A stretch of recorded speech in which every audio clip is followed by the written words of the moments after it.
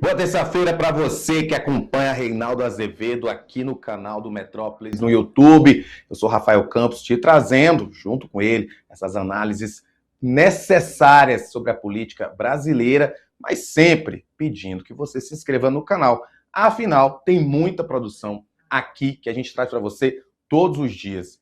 Reinaldo Azevedo, muito boa tarde. Quer dizer que essa semana tem encontro de Lula e Trump. Será que Lula vai de novo conquistar o moço Trump, para jogar aquele charme que ele se joga sempre? Boa tarde, Rafael. Você sabe que eu sou uma pessoa sedutora, né?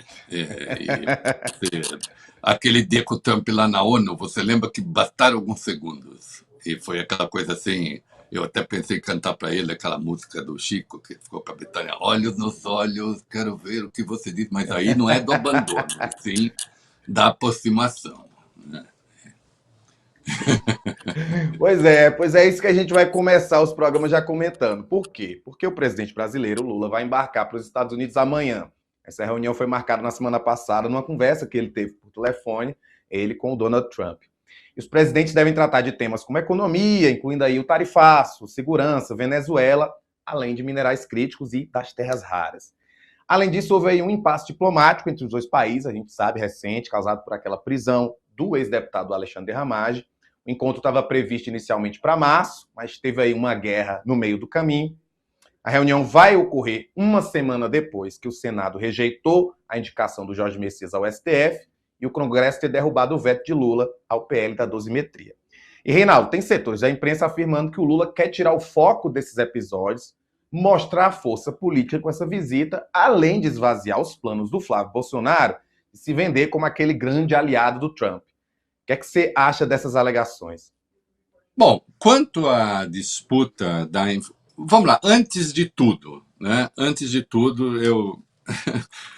Ô, Rafael, esse encontro do Lula com Trump, qualquer que seja o resultado, é um ganha-ganha para o Lula. Se for desastroso do ponto de vista diplomático das negociações, vamos ver como é que isso é percebido aqui dentro. Né? Agora, e se for um sucesso, tanto melhor. Veja só, no confronto Lula-Trump, quem está melhor hoje é o Lula. Né? O Trump já é o quarto presidente hoje, hein? Eu acho que pior. Mais rejeitado da história dos Estados Unidos. E olha a reputação dele no mundo. Ele só perde para o Bush filho, que chegou a 71% de reprovação, por Harry Truman, por causa da Guerra da Coreia, que chegou a 67%, por Nixon, em 74%, no meio do Watergate, e agora o Trump, que tem 62% de rejeição. Digamos que mundo afora, esse senhor não tenha lá uma reputação a mais ilibada. Né? O Lula, internacionalmente, tem a avaliação que se faz dele é muito melhor do que aquela que se faz aqui dentro, incluindo imprensa. Né? O Trump não é, aqui no Brasil, uma figura muito apreciada, né? Por justas razões. Então, se o Lula for falar com o Trump sobre todos esses assuntos, né? E há um aí em especial, um outro especial que a gente precisa prestar atenção, que é a questão das facções, né? Como o terrorismo. Se o Lula for falar sobre todos esses assuntos e for, digamos, mal sucedido, eleitoralmente, isso não é necessariamente ruim, porque sempre sobrará ao Lula o discurso da soberania. Né? E esse discurso da soberania não é uma invenção. Esse discurso da soberania não é um mero truque. Né? Não é uma mera retórica. De fato, os Estados Unidos olham para o Brasil em determinados aspectos como uma matriz olha uma colônia. Então é preciso ver como é que nós vamos nos colocar nesse debate. O Flávio Bolsonaro, no evento que ele foi lá na tal CEPAC, né, aquela reunião de reaças que acontece nos Estados Unidos, ofereceu as terras raras do Brasil para os Estados Unidos, como se fosse, olha, eu sou aqui o intendente do seu quintal, vem aqui, tome as terras raras e nos use, o Flávio foi explícito nisso, e nos use na sua guerra contra a China. Nós serviremos de instrumento para a sua guerra contra a China. Se os Estados Unidos são excessivamente dependentes da China, no caso dos minerais críticos, então, das tais terras raras, então, na verdade, vamos fazer o seguinte: pegue o Brasil. A China tem 44% dos minerais críticos, 44%, o Brasil tem 22%, é o segundo no mundo em minerais críticos. Bom, em terras raras, então vamos lá, use o Brasil contra o principal parceiro comercial do nosso país, que é uma coisa absolutamente estupenda de se dizer. A gente não se dá conta do absurdo desse discurso. A questão não é ideológica. A questão não é ideológica. A questão é saber o que é que nós vamos fazer com isso. Ou nós vamos pedir investimentos estrangeiros junto com o investimento nacional, para que a gente passe a ser um fornecedor de minerais críticos processados aqui, inclusive, para que a gente tenha ganho de tecnologia, né? Ou nós vamos continuar a ser fornecedor de matéria-prima. Que visão de mundo existe no caso do Lula, no caso do Flávio, no caso dos outros candidatos, né? Então vamos lá, o Lula tem que discutir minerais críticos com o Trump, o Lula tem essa questãozinha, porque aí vira uma questãozinha do ramagem, tem a questão das facções criminosas como organizações terroristas, o que seria muito ruim para o Brasil, se isso acontecesse, além do risco óbvio que existe de uma intervenção mesmo militar, se preciso, porque afinal de contas, se você diz esse país tem áreas controladas por terroristas e esses terroristas respondem por parte do tráfico de droga nos Estados Unidos, o que no caso do Brasil não é verdade em relação aos Estados Unidos. O Brasil não é um fornecedor de droga para os Estados Unidos, né? Isso tem a ver com outros países da América Latina, com o Brasil não, a rota é outra, né? Mas, de qualquer modo, esse risco existe. Se o Brasil passar a ser considerado um celeiro de terroristas, fundos importantes deixarão de investir aqui, né? Eu acho curioso que a pressão do mercado financeiro não seja até maior sobre os bolsonaristas, porque eles fazem campanha por isso, né? Sabendo que isso será ruim para o país, mas é que depois eles dizem, não, mas a gente com o Trump se dá bem. Mas o Trump não está bem. Hoje o Trump caminha para uma derrota nas eleições parlamentares, né, congressuais, de meio de mandato, que praticamente condena o seu mandato. E eu duvido que vá mudar muita coisa, né? Segundo as pesquisas ali, 49 e 44 para os democratas, né? Então o Trump não está no melhor da sua forma. Assim, se o Lula tiver uma excelente relação com o Trump e conseguir negociar todos esses pontos, ainda existem tarifas a serem negociadas, existe a questão do PIX, eles abriram a tal investigação com base na seção 301, dizendo que o PIX do Brasil afeta as empresas americanas, né? E afeta no seguinte sentido, né? O PIX é gratuito. Eles querem que se cobre por isso, né? Então, enfim, será ótimo se o Lula conseguir uma boa relação com o Trump e se conseguir fazer acordos. Se não conseguir, aí sempre resta internamente, mas insisto, isso não é um acostamento, assim, vou lá, já que deu tudo errado, paro aqui e tento agora. Não, é real, a questão da soberania está posta, né? Desde sempre nessa questão. E desde sempre nessa questão, os bolsonaristas e a extrema-direita se colocaram do outro lado, né?